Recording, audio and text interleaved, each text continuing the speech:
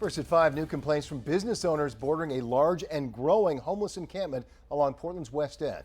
Good evening. I'm Greg Lagerquist. And I'm Marissa Bodner. Since the camps on the Bayside Trail were taken down, the campsite between the Fore River Parkway Trail and the back of the county jail has more than doubled in size. CBS 13's Brad Rogers joining us live in that business park closest to the campsite. And Brad, some of those businesses now want the city to dismantle this homeless camp, just as they did the one in Bayside, and move them somewhere indoors.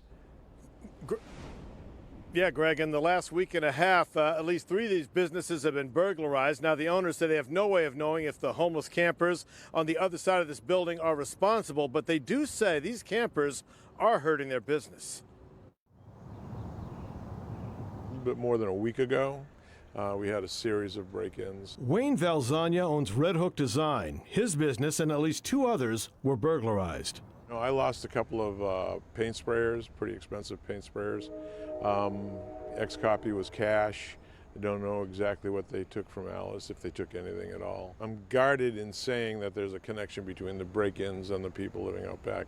But our first drill of the morning is to clean up the trash and pick up the needles. CBS 13 spoke to the person who co-owns Bunker Brewing and owns Salvage Barbecue. He tells us he feels for the homeless campers, but says the city needs to find some type of housing for them. Yesterday, he posed this question on social media, tagging the city of Portland.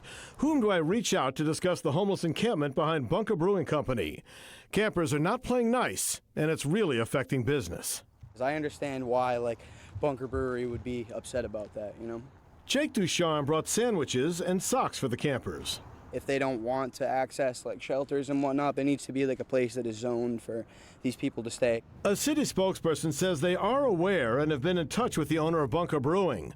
She told us, "We are paying special attention to that area and working on plans to address the campsite." City leaders say they cannot sanction camping, but say if you have to sleep outdoors, stay away from public roads or paths and keep your camp small, clean, and safe. Yeah, if you can't see the problem, there is no problem. Doesn't really fly. They're kind of complicit in what is going on, you know what I mean? By saying that, you're just letting this happen. So what is the next step? If they move further out into the woods and the fire trucks can't find them and they die, that's just, I don't see that. Now, some of the business here are now installing security systems, and for pretty good reason. Back in January, someone was murdered here, and EMTs are often called here for overdoses. New at 6, what nearby neighbors are saying about this homeless camp. We're live in Portland. Brad Rogers, CBS.